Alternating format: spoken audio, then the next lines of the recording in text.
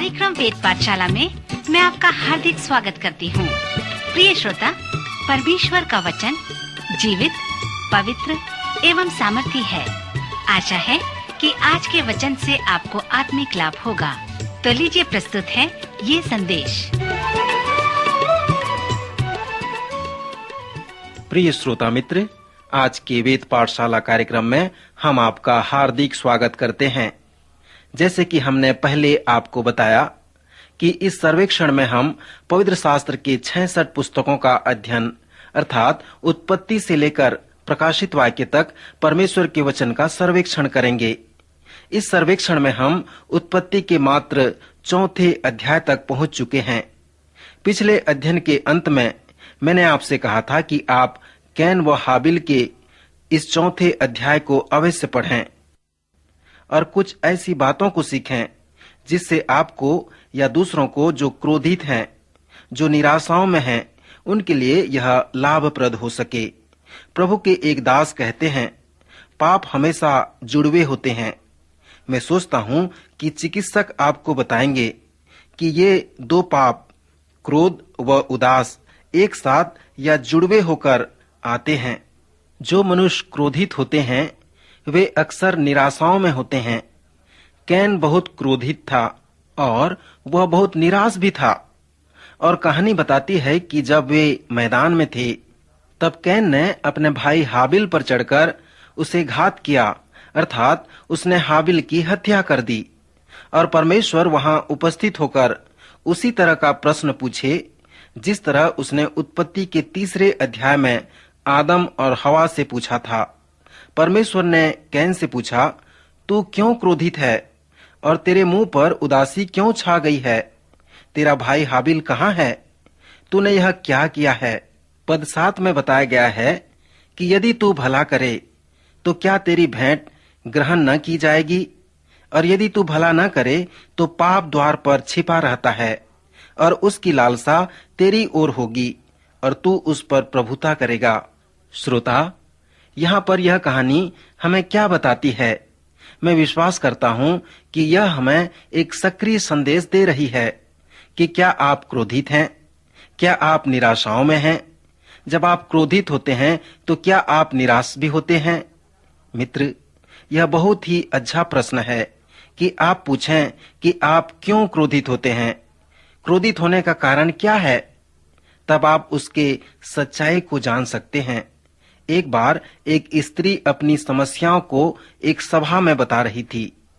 उसके कहने के अनुसार उसकी समस्या यह थी कि मेरे छोटे बच्चे मुझे क्रोधित बना देते हैं। डॉक्टर ने उससे पूछा, तुम्हारे बच्चे कितने बड़े हैं?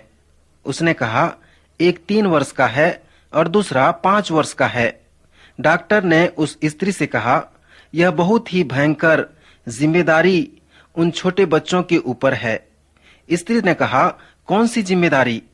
डॉक्टर ने कहा, आपका उनके लिए आवेश में आना, वही है जिम्मेदारी। जब आप आनंदित होते हैं, दुखी होते हैं या क्रोधित होते हैं, ये उनके ऊपर निर्भर करता है। वे ही आपको क्रोधित बना देते हैं। फिर उसने कहा, मैं आपको एक प्रश्न पूछना चाहता हूँ, क्या वे बच्चे आप में क्रोध को लाते हैं या फिर वे आपके क्रोध को बाहर निकालते हैं? स्त्री ने कहा, वे मुझ में क्रोध को नहीं लाते, पर मेरे अंदर जो क्रोध है उसे वो बाहर निकालते हैं।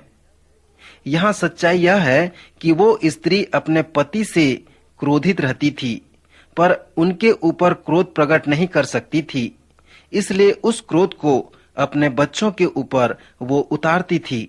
मित्र, यहाँ पर क्रोधित होने का उद्देश्य क्या है और उसका उद्गम कहाँ से है?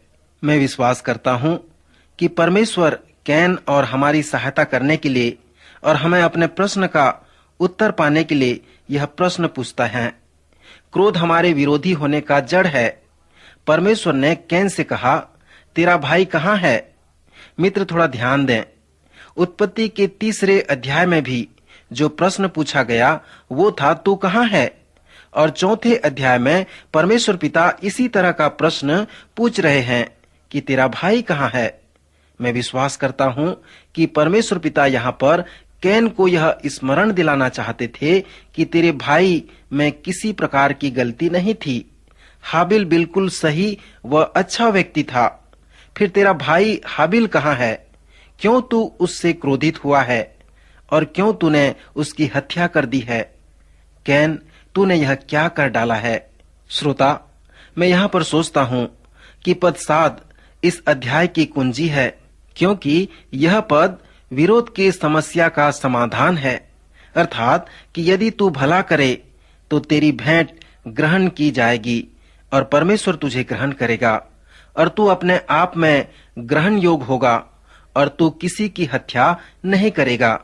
प्रभु यीशु मसीह ने इसी प्रकार की बात मत्ती के 7वें अध्याय में भी कही है। उन्होंने कहा, दोष मत लगाओ कि तुम पर भी दोष लगाया जाए, क्योंकि जिस प्रकार तुम दोष लगाते हो उसी प्रकार तुम पर भी दोष लगाया जाएगा, और जिस नाप से तुम नापते हो उसी नाप से तुम्हारे लिए भी नापा जाएगा। तू अपने भाई की आंख के तिनके को क्यों देखता है और अपनी आंख का लट्ठा तुझे नहीं सूझता? जब तेरी ही आंख में लट्ठा है तो तू अपने भाई से क्यों कर कह सकता है कि ला, मैं तेरी आंख की तिनका निकाल दूं? हे कपटी, पहले अपनी आंख में से लट्ठा निकाल ले, तब तू अपने भाई की आंख का तिनका भली भांति देखकर निकाल सकेगा। मत्ती के इस 7वें अध्याय के प्रथम 5 पद को अनेक लोग इस प्रकार से व्यक्त करते हैं और कहते हैं, प्रभु का यहाँ कहना है कि समय को दोष न दो, परंतु प्रभु ने ऐसा नहीं कहा। उसने यहाँ पर प्रश्न उत्पन्न करके कहा कि तुम क्यों दोष लगाते हो, क्यों कपटी बनना चाहते हो। यहाँ पर प्रभु यीशु मसीह के कहने का तात्पर्य यह था कि ऐसे लोग जो निरंतर दूसरों में दोष ढूंढते रहते हैं, वे वास्तव में अपने सहकर्मियों के साथ परमेश्वर की दृष्टि में भी दोषी और न्याय के भागी ठहरते हैं। दूसरे शब्दों में मैं इसे इस तरह से आपको समझा सकता हूँ कि प्रभु यीशु मसीह यहाँ पर ये नहीं कह रहे हैं कि दोष मत लगाओ, पर वो ये कह रहे हैं कि इसके पहले कि आप अपने भाई पर दोष लगाओ, अपने आप को जांचो, अपने आप का न्याय करो, पहले अपनी समस्या का समाधान करो, ताकि तुम दूसरों द्वारा कपटी न कहला सको। मित्र, इसी प्रकार की बात परमेश्वर पिता उत्पत्ति के 4थे अध्याय में कैन को कह रहे थे कि यदि तू भला करे तो तू और तेरी भेंट ग्रहण योग्य हो सकती हैं। यहाँ पर कैन के पास 2 चुनाव थे, या तो उसे भला करना था या फिर किसी के ऊपर अपना क्रोध उतारना था। मित्र, इसी प्रकार का चुनाव करना हमारे जीवन में भी आता है। यहाँ परमेश्वर पिता कैन को यह स्मरण दिलाना चाह रहे थे कि तू पहले अपने आंख का लट्ठा निकाल ले, अपने आप को परमेश्वर का ग्रहण योग्य बना ले, ताकि कोई भी तुझे कपटी न कह सके। उत्पत्ति के इस 4थे अध्याय में मनुष्य के पाप में पड़ने के कुछ और परिणाम पाए जाते हैं। इस अध्याय के अंत में मनुष्य ने परमेश्वर से संपर्क करना चाहा। उन्होंने परमेश्वर से प्रार्थना की। बाइबल में पहली प्रार्थना उत्पत्ति के 4थे अध्याय के 26वें पद में पाए जाते हैं। इसके पहले परमेश्वर मनुष्य के पास आते रहे, पर यहाँ पर मनुष्य ने प्रार्थना के द्वारा परमेश्वर के पास आना चाहा और लोग यहोवा परमेश्वर से प्रार्थना करने लगे। और उसी तरह का प्रार्थना जो पहले था उसे हम आज भी वैसे ही समझ सकते हैं। फिर उत्पत्ति के 5वें और 10वें अध्याय में हम निरंतरता को देख सकते हैं। यहाँ पर पवित्र शास्त्र में ऐतिहासिक संदर्भ हैं और इन ऐतिहासिक संदर्भों में हम उद्धारकर्ता के आगमन और हमारे उद्धार के निरंतरता को भी देख सकते हैं, जैसे परमेश्वर पिता ने अच्छे रूप से प्रकट किया है। इसीलिए हम पवित्र शास्त्र में वंशावलियों को पाते हैं। जब आप उत्पत्ति के 6वें अध्याय से 9वें अध्याय में आएंगे तो आप महाविपत्ति को भी देखने पाएंगे।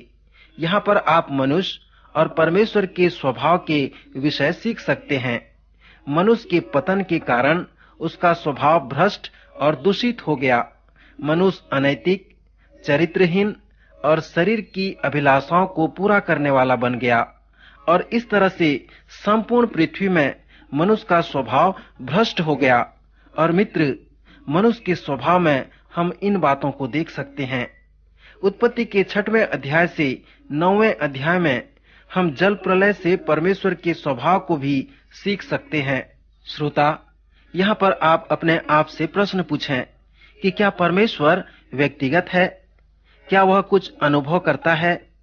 क्या वह आवेश में आता है? हम सब विश्वास करते हैं कि परमेश्वर प्रेमी है और हम इसे पसंद भी करते हैं। परंतु क्या परमेश्वर का स्वभाव एक ही है कि वह प्रेमी है, या क्या उसके और भी स्वभाव हैं? यदि परमेश्वर के पास प्रेम करने की क्षमता है, तो क्या उसके पास क्रोध करने की भी क्षमता है? सो मित्र, इस जल प्रलय की कहानी में हम परमेश्वर के क्रोध को देख सकते हैं। परमेश्वर मनुष्य से प्रेम करता है, परंतु जब उसने देखा कि शैतान ने मनुष्य को बहका दिया, मनुष्य पाप में पड़ गया है और अपने आप को परमेश्वर की संगति से अलग कर दिया है, सो परमेश्वर ने अपने क्रोध को प्रकट किया। परमेश्वर ने मनुष्य को यह स्मरण दिलाया कि वह नश्वर है। वह केवल परमेश्वर के आत्मा के द्वारा जो उसमें है जीवित रहता है। परमेश्वर ने मनुष्य की आयु को पहले की लंबी आयु से कम करके 120 वर्ष किया और उसे दंड दिया। फिर भी लोगों ने परमेश्वर की चेतावनी की कोई परवाह नहीं की और उनकी दुष्टता बढ़ती ही गई। तब परमेश्वर ने मनुष्य को नाश करने का निर्णय लिया। उसने मनुष्य को एक महाजल प्रलय से नाश करने का निर्णय किया। नूह नामक एक व्यक्ति था जो परमेश्वर के प्रति विश्वास योग्य बना रहा।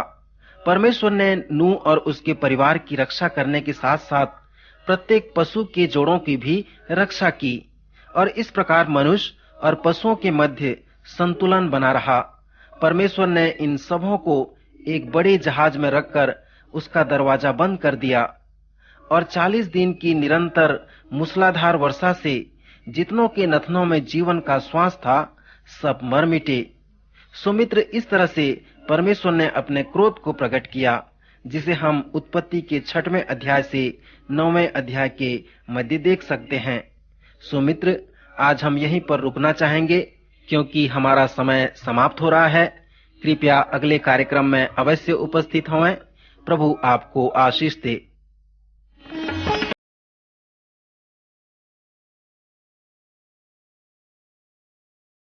कार्यक्रम बीट पाठशाला। श्रोता, हमें विश्वास है कि इस कार्यक्रम के द्वारा आपको आशीष मिली है। यदि इस कार्यक्रम के विषय में अधिक जानकारी प्राप्त करना चाहते हैं या बाइबल अध्ययन से संबंधित कोई प्रश्न हमसे पूछना चाहते हैं, तो आप हमें इस पते पर लिखें। हमारा पता है कार्यक्रम beat Pathshala, Vishwavani, post box number 731, Faridabad 7, Haryana. पता एक बार फिर से सुन लीजिए। कार्यक्रम beat Pathshala, Vishwavani, post box number 731, Faridabad 7, Haryana. तो इसी के साथ आज के कार्यक्रम का समय यहीं पर समाप्त होता है। अगले कार्यक्रम में आपसे फिर भेंट होगी। तब तक के लिए हमें आज्ञा दीजिए। नमस्कार।